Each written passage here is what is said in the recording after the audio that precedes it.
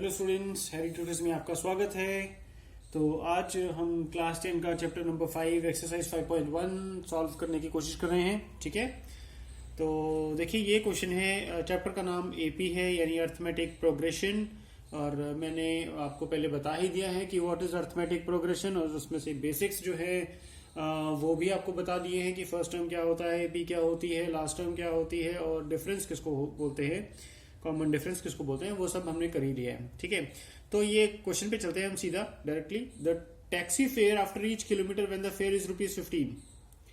अब यहाँ पर ये क्लियर बताया कि व्हेन द फेयर इज ₹15, मतलब फेयर जो है टैक्सी का वो ₹15 है for the first kilometre, and after that particular kilometre every kilometre is ₹8 for each additional kilometre. ठीक है, मतलब पहले किलोमीटर का ₹15, उसके बाद जितने भी किलोमीटर टैक्सी चलेगी वो 8 रुपीज एडिशनल है पर किलोमीटर। ठीक है, क्वेश्चन बहुत ही क्लियर है। तो हमने करना क्या है ये क्वेश्चन में, एक्चुअली देखिए सिचुएशन हमको दी हुई है।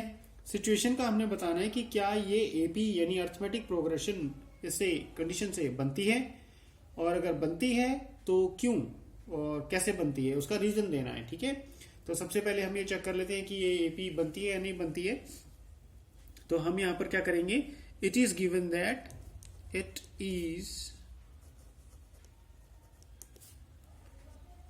given that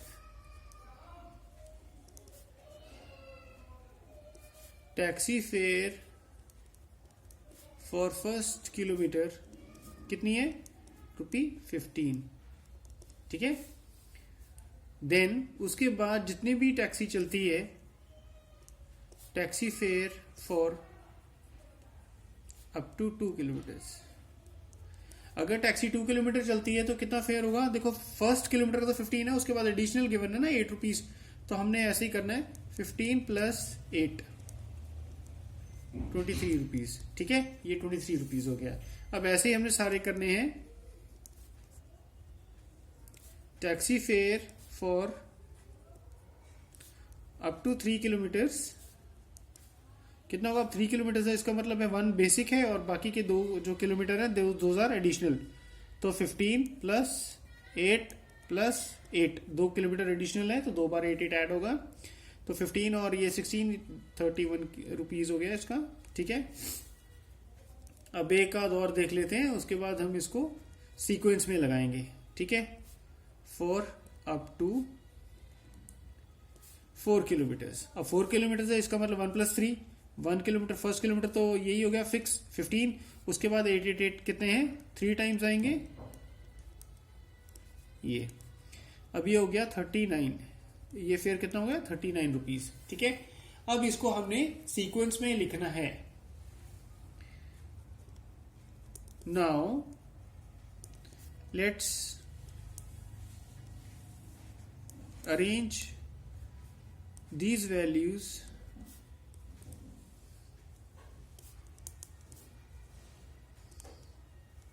in sequence. तो क्या सीक्वेंस बनेगा, सबसे पहली टर्म तो 15 है, 15 देन फिर 23 फिर 31, ठीक है, और फिर 39। तो ऐसे करके अरेंज कर लेते हैं, 23 31 39, और फिर ये चलता रहता है आगे आगे। तो इनफाइनाइट है, इसमें कोई लिमिट तो दी नहीं है, ना ही कोई लास्ट लिमिट दी है कि ये है लास्ट लिमिट। ठीक है, तो ऐसा कुछ भी नहीं है, तो इतना हो गया। उसके बाद हमने अब इसको देखना है कि ये एपी है कि नहीं है। देखो हमने एक चीज और देखी थी यहाँ पर कि ग्रोथ कितनी है, प्रोग्रेशन कितना है, 888 है। ठीक है, ओके, एक मैं आपको रफ चीज और बता देता हूं, जो एपी है, एपी का सीक्वेंस क्या होता है, ए प्लस डी। अब देखो यहाँ पर फर्स्ट टर्म के साथ डिफरेंस, और फिर 2 बार डिफरेंस 2D, फिर 3 बार डिफरेंस 3D, ऐसे चलता रहता है। तो ये एक सीक्वेंस है एपी का। ठीक है, जो भी जो हमारा टर्म्स हैं और उनको सीक्वेंस में लिखने से अगर ये फॉर्म में आता है then it is an AP. ठीक है, तो यहाँ पर हम देख सकते हैं कि 8 डिफरेंस है, यहाँ पर 2 डिफरेंस है, यहाँ पर 3 डिफरेंस है, 3D ऐड हुआ है। ठीक है, ये 3D हुआ है, तो ये ऑफ कोर्स एक एपी है। तो हम इसको अब लिखते हैं,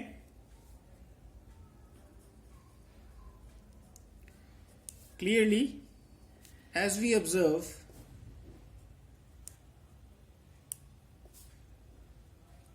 क्या ऑब्जर्व किया हमने,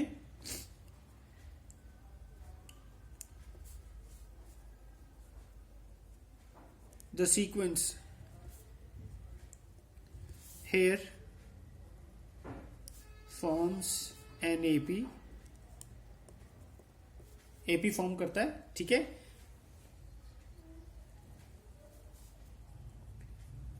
as every progression term is 8 more, क्या है, is 8 more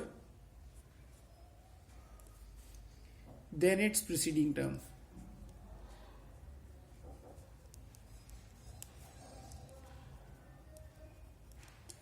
ओके अब हमने यहां पर देख ही लिया है कि the sequence forms an AP, ये हमारा आंसर हो गया कि इट इज एन एपी, ठीक है। अब इसका रीजन है as every progression term is 8 more than its preceding term, ठीक है। तो हमने ये भी बता दिया इसका रीजन क्या है। तो यहां पर हमारा ये वाला क्वेश्चन खत्म होता है। अगर किसी को कोई डाउट है इसमें या नहीं समझ में आता है, ही और she can comment me in the comment box, I will be very happy to help, ठीक है। अब इसके बाद नेक्स्ट क्वेश्चन पे क्या चलेंगे।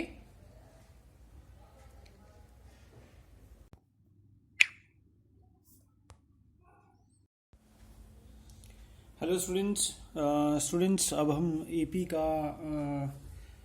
एक्सरसाइज 5.1 का फर्स्ट क्वेश्चन का सेकंड पार्ट करने वाले हैं, ठीक है।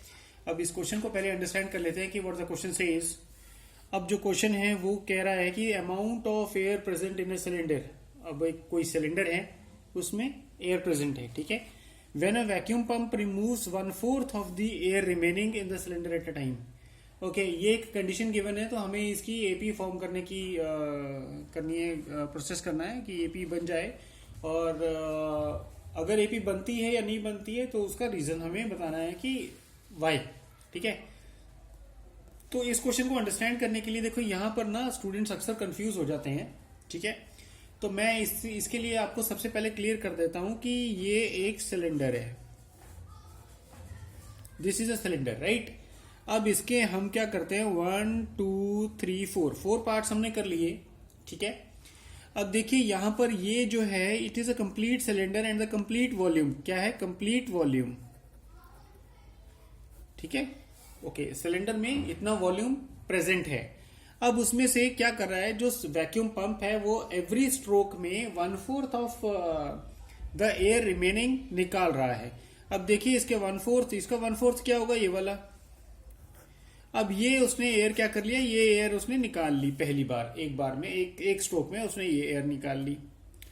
अब ये एयर निकाली है उसने, तो इसका देखिए क्या होगा, पूरे वॉल्यूम में से 1/4 निकलेगा, लेकिन 1/4 किसका निकलेगा, कंप्लीट वॉल्यूम का, कंप्लीट वॉल्यूम का 1/4।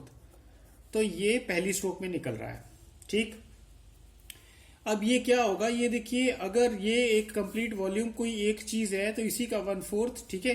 तो ये आ जाएगा 1 - 1/4, तो ये आ जाएगा 4 - 1/4 और ये आ जाएगा फिर 3/4। तो रिमेनिंग कितनी हो गई, 3/4। आप देख सकते हो, ठीक है। तो 1/4, 2/4, 3/4, तो ये इतनी रिमेनिंग है वॉल्यूम, ठीक है। अगर वो इतना रिमूव करता है एयर पहली बार में, तो इतनी उसके पास रिमेनिंग एयर है, ऑलराइट। ओके अब नेक्स्ट टाइम जब नेक्स्ट स्ट्रोक होगी उसकी, पहली स्ट्रोक में तो इतना निकल गया और इतना बच गया। अब नेक्स्ट स्ट्रोक देखिए इतना था, इसी का 1/4 निकला, इसी का वॉल्यूम का, कंप्लीट वॉल्यूम का 1/4 निकला, रिमेनिंग ये बचा ऑफ द वॉल्यूम, ठीक है। अब इसमें से इसी का 1/4 निकलेगा, आर यू गेटिंग दिस। इसी में से इसी का 1/4 निकलेगा, तो बाकी की जो एयर है वो बचेगी। पहले क्या था, पहले एक पूरा कंप्लीट वॉल्यूम था, उसमें से इसी का 1/4 निकला था। अब इतनी एयर रिमेनिंग है तो इसी का 1/4 निकलेगा, ठीक है, इसी का 1/4 निकलेगा। आप समझ रहे हो, पहले इतनी एयर थी कंप्लीट और इसी का 1/4 इसमें से निकला, कंप्लीट में से इतना निकला। अब रिमेनिंग एयर इतनी है तो इसी का 1/4 निकलेगा, ठीक है। उसके बाद जितनी भी एयर बचेगी, अब ये जो थे ये तो इक्वल थे पहले, अब इन्हीं के कंपार्टमेंट्स करने पड़ेंगे और इसी का 1/4 बनाना पड़ेगा। तो कुछ ऐसे बनेगा, ऐसे, ठीक है।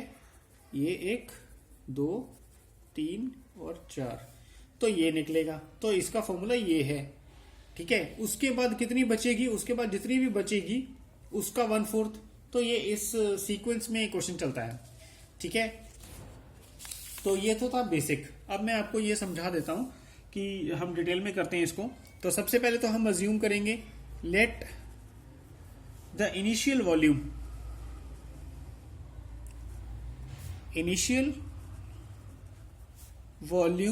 ऑफ एयर इन द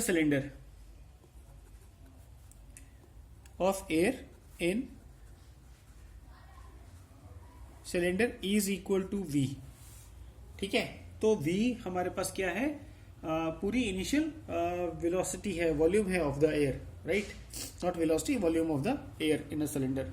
उसके बाद इसका 1/4 निकला है, ठीक है। इन एवरी स्ट्रोक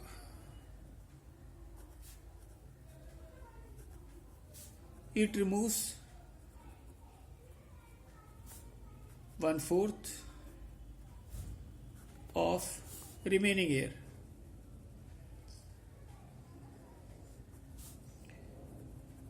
ठीक है। ओके, पहली तो इनिशियल वॉल्यूम ये हो गया। दूसरा, एवरी स्ट्रोक में वो 1/4 निकालता है ऑफ द रिमेनिंग एयर। अब ये चीज क्लियर हो गई।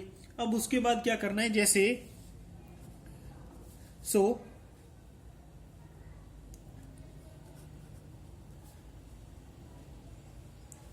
आफ्टर एवरी स्ट्रोक, हर स्ट्रोक में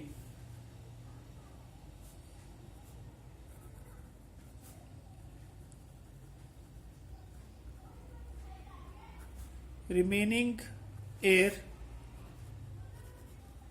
विल बी 1 - 1/4, ठीक है। तो ये कितनी हो जाएगी, 4 ये 3/4 हो जाएगी, 3/4 पार्ट ये हो जाएगी, ठीक है। एवरी उसमें तो इतनी जो है पार्ट रह जाएगा हर बार, ठीक है, of the air will remain.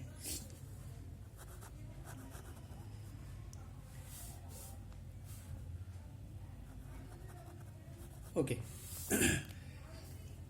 अब हम क्या करेंगे इसको, देखो अब इसका सीक्वेंस कैसे बनेगा।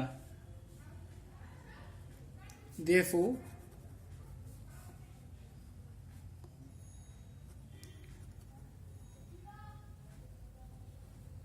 रिमेनिंग वॉल्यूम्स विल बी, सबसे पहले V आएगा, ठीक। फिर उसके बाद क्या हुआ, उसके बाद जो इसका 1/4 रिमूव हुआ तो ये बचा, तो इट इज 3/4 V, ठीक है।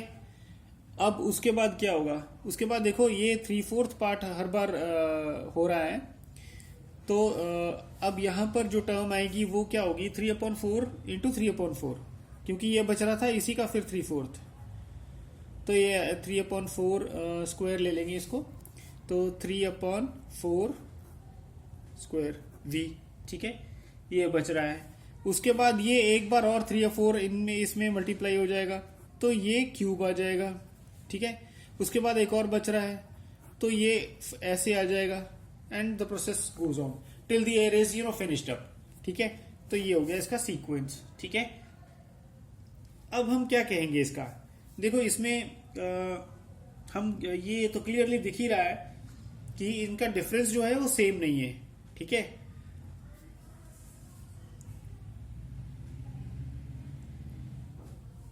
सो हम यहां पर अब स्टेटमेंट लिख देते हैं।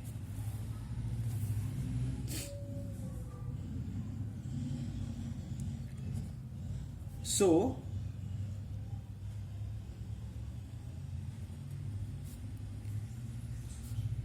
we can observe that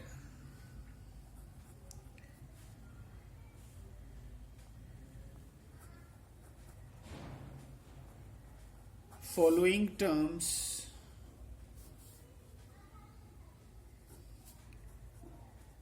of this series do not have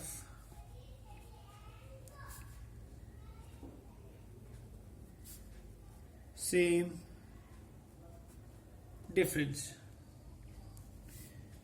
Therefore, it is not an AP. तो ये AP नहीं है. ठीक है, हमारा कंक्लूजन समझ गए होंगे. ओके, अब मैं एक चीज़ और, हमने यहाँ पर स्टेटमेंट तो लिख दिया है. देखो मुझे तो क्लियरली दिखाई दे रहा है कि डिफरेंस सेम नहीं है. लेकिन अगर किसी स्टूडेंट को कोई डाउट है कि हाँ डिफरेंस सेम कैसे नहीं है, तो मैं एक चेक कर देता हूँ यहाँ पर. Which is not the part of the sum. ये क्वेश्चन का पार्ट नहीं है, लेकिन आप रफ वर्क में अपने आप को सेटिस्फाई कर सकते हैं. हम डिफरेंस कैसे निकालते हैं? ऐसे. तो टर्म 2 में से टर्म 1 निकालेंगे. तो टर्म 2 है हमारे पास 3/4v. ठीक है, माइनस v, या फिर -1 बोलो आप, क्योंकि कंप्लीट वॉल्यूम में तो ऐसे ही कर लेते हैं. v की जगह पर 1 ले लेते हैं. It is easy for us to calculate. तो 3/4 -1, ये 4 ऊपर चला जाएगा. 3 - 4/4 इट इज -1/4. ठीक है, ये डिफरेंस आया पहली बार. फिर term 3 minus term 2. Term 3 minus term 2 करेंगे. तो टर्म 3 क्या थी हमारे पास? 3/4 स्क्वायर माइनस 3/4. ठीक है, तो ये जाएगा 9/16 माइनस 3/4. तो 16 इसका एलसीएम आ जाएगा. तो ये आ जाएगा 9 माइनस ये 12. ठीक है, 3/4 इंटू 16, 4 4 16 कैंसिल हो जाएगा, तो 4 ऊपर जाएगा, मल्टीप्लाई हो जाएगा. तो ये आएगा -3/16. अब इसका डिफरेंस ये आ गया. अब नेक्स्ट था हमारे पास टर्म 4 माइनस टर्म 3. अब टर्म 4 क्या है हमारे पास? 3/4 क्यूब माइनस 3/4 स्क्वायर. ठीक है, तो ये आ जाएगा 27. 3 3 9, 9 3 27, और 4 4 16, 16 4 64, माइनस ये हो जाएगा 9/16. अब इसका एलसीएम आ जाएगा 64. ठीक है, इसका एलसीएम आ जाएगा 64. अब ये तो 27 ही है. 27 माइनस, अब ये 16 इंटू 9/16 इंटू 64, तो ये कैंसिल हो जाएगा. 4 4 9 36. ठीक है, अब ये हो गया -9/64. अब देखो, पहली बार डिफरेंस ये आया, सेकंड बार डिफरेंस ये आया, थर्ड टाइम डिफरेंस ये आया. तो ये डिफरेंस जो है, डिफरेंसेस सेम नहीं है. इसीलिए ये भी हमारा क्लियर हो गया कि डिफरेंसेस आर नॉट सेम. ये आपको पता होना चाहिए. ठीक है, तो तभी आप जो है इनको कैलकुलेट करके ये जो कंक्लूजन है तभी आप दे सकते हो कि it is not an AP because the differences are not the same. ठीक है, do not have the same difference. ये हमने क्लियर भी कर लिया है. अगर फिर भी किसी स्टूडेंट को समझ में नहीं आ रहा, ही और she can comment me in the comment box. I will be very happy to help. Right, okay, ठीक है. अब ये क्वेश्चन हमारा एंड अप होता है यहाँ पर. इसके बाद हम नेक्स्ट क्वेश्चन में चलेंगे.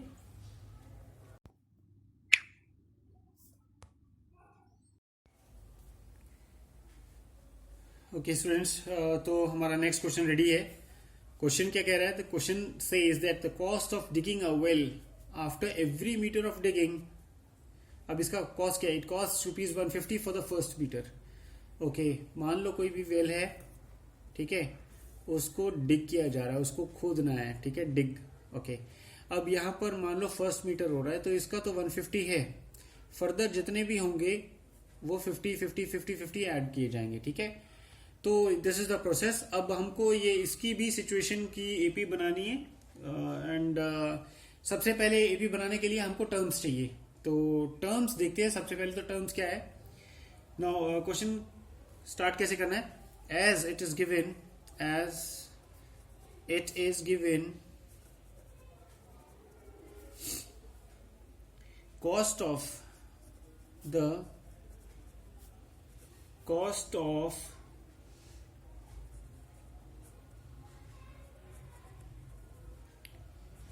digging first meter is 150. ठीक है, फिर दूसरा क्या है? कॉस्ट ऑफ डिगिंग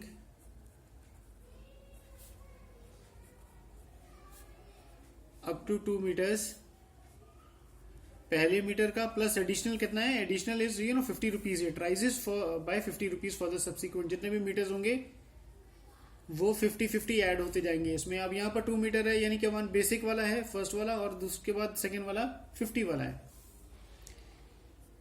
बस ऐसे ही करना है। The cost of digging up to 3 metres. अब यहां पर फर्स्ट मीटर और फिर 50 और फिर 50, ठीक है। अब ये हो गया 200 एंड 250। सॉरी, इसका टोटल तो हम करना भूल ही गए, इट इज 200, ठीक है। अब ये हो गया 250। अब ऐसे ही अगर फर्दर होगा तो 250 के साथ और ऐड होता जाएगा, ठीक है। तो अब कर ही लेते हैं, वैसे एक टर्म और फाइंड कर लेते हैं। The cost of digging up to 4 metres कितना आएगा। अब ये फर्स्ट मीटर हो गया, इसके बाद जितने भी आएंगे 3 मीटर्स और हैं तो 50-50 ही रहेंगे, ठीक है, 50-50 ही रहेंगे। ओके, अब इनको हम ऐड कर देते हैं।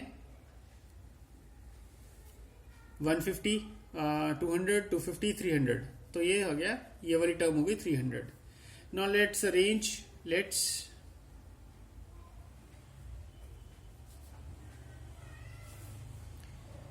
these values in sequence. So सबसे पहली टर्म आएगी हमारे पास 150, ठीक है, ओके। 150 के साथ अब बाकी की टर्म्स भी हम कर लेंगे। 150 फर्स्ट टर्म हो गई, सेकेंड टर्म हो गई 200, फिर हो गई 250, फिर हो गई 300, और ऐसे ऐसे चल रहा है आगे, ठीक है। तो अब हम इसमें क्या कंक्लूड करेंगे, हम कह सकते हैं इसमें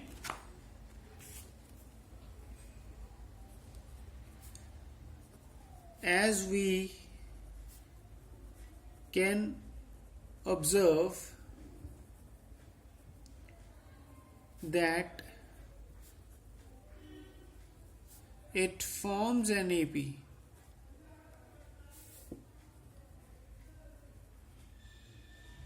because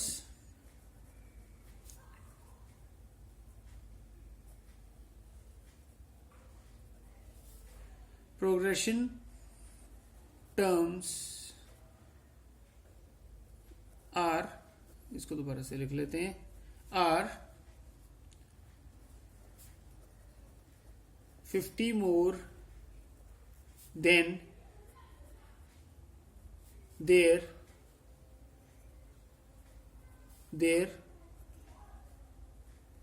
preceding terms,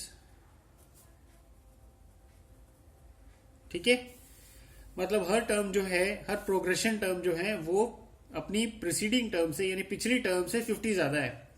आगे आने वाली टर्म पिछली टर्म से 50 ज्यादा है, आगे आने वाली टर्म पिछली टर्म से 50 ज्यादा है, आगे आने वाली टर्म पिछली टर्म से 50 ज्यादा है। Thus it is an AP, ठीक है। ये हमने यहाँ पर बता दिया कि इट इज एन एपी, और इसका ये कॉज है, रीजन है कि क्यों हमें ये लगता है कि इट इज एन एपी, ठीक है। तो ये वाला थर्ड पार्ट भी हो गया हमारे क्वेश्चन का। तो अगर किसी को नहीं कुछ समझ में आया होगा, ही और शी कैन कमेंट में in the comment box, I will be very happy to help. और इसके बाद हम नेक्स्ट क्वेश्चन पे चलते हैं।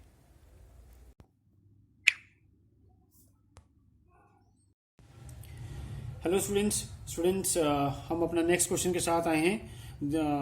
पार्ट नंबर 4 है, क्वेश्चन नंबर 1 का पार्ट नंबर 4, एक्सरसाइज 5.1।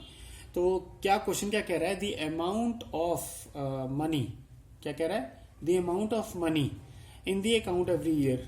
मतलब कोई मनी का अमाउंट है every year, when rupee n is deposited at compound interest, ₹10,000 is deposited. हर बार क्या होता है, 10,000 जो है वो डिपॉजिट होता है, ठीक है। And compound interest eight 8% per annum. अब कंपाउंड इंटरेस्ट है, यहाँ पर सिंपल इंटरेस्ट नहीं है, कंपाउंड इंटरेस्ट है, और रेट ऑफ इंटरेस्ट है 8% पर एनम, ठीक है। तो देखिए, हमको ये तो पता ही है कि P is the principal amount जो लेंड की जाती है या डिपॉजिट की जाती है, सो इट इज 10,000, ठीक है। और जो रेट है it is 8% per annum, compounded annually, है ना, ठीक है। तो रेट ये है। अब फॉर्मूला क्या है? फॉर्मूला हमारे पास कंपाउंड इंटरेस्ट क्या होता है? आई प्लस आर अपॉन 100, ठीक है। अब अमाउंट क्या है? अमाउंट होगी P I plus R upon 100, ठीक है। तो इसी का जो है वो करना है हमने। ओके, तो ये फॉर्मूला आप समझ गए होंगे, ठीक है। Principal into I plus R upon 100, ये फॉर्मूला है कंपाउंड इंटरेस्ट निकालने का, और फिर प्रिंसिपल से मतलब कितनी अमाउंट बन जाएगी उसका फॉर्मूला है। तो अब जैसे ये बोल रहे हैं कि यहाँ पर देखिए लिमिट कोई नहीं है कि कितने ईयर्स तक वो डिपॉजिट होता रहता है, ठीक है। यानी वो डिपॉजिट होता ही रहता है, it is infinity, right, infinite number of years. तो इसका जो फॉर्मूला है वो हमको पता चल गया। अब इसको हम क्या करेंगे, सीक्वेंस में लेके आएंगे, ठीक है। तो सीक्वेंस में क्या है,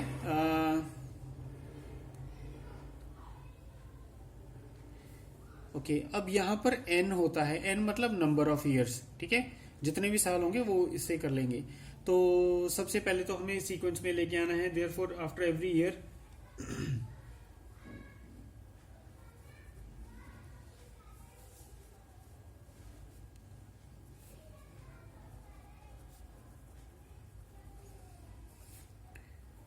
आवर मनी विल बी, क्या हो जाएगी? अब देखिए यहाँ पर जो फर्स्ट टाइम है उसमें 10,000 और 1 प्लस, यहाँ ये फॉर्मूले के अकॉर्डिंगली 8% है, तो इट इज 8 अपॉन 100, ठीक है।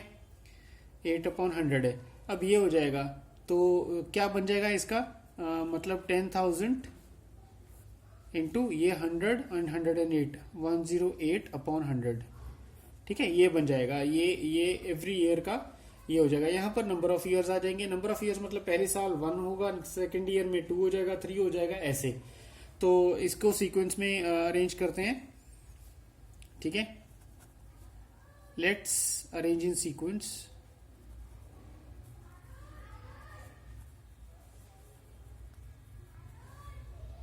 तो ये हो जाएगा 10,000 108 अपॉन 100, ये फर्स्ट है, ठीक है। अब सेकंड क्या होगी?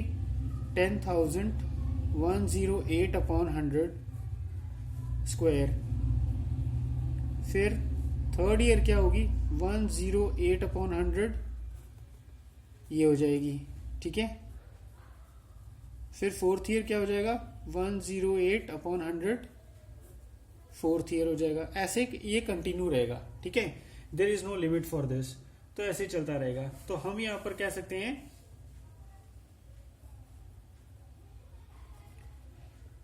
क्लियरली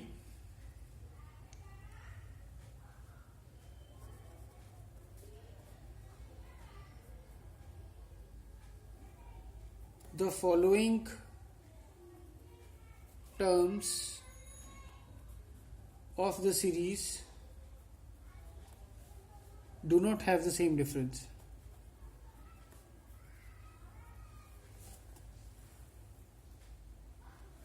Do not have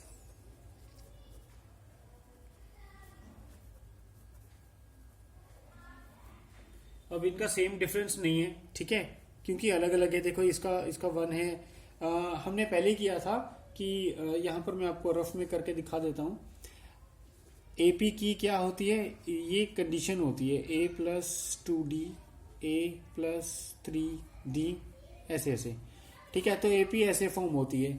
अब ये यहां पर क्या होता है? डिफरेंस का स्क्वायर और क्यूब नहीं हो रहा है, डबल और ट्रिपल हो रहा है। डबल, ठीक है, multiplied by 2 and multiplied by 3 हो रहा है, ठीक है। लेकिन यहां पर क्या हो रहा है? स्क्वायर, क्यूब, फिर आगे आगे बढ़ते जा रहा है, जो इनकी पावर है वो बढ़ती जा रही है।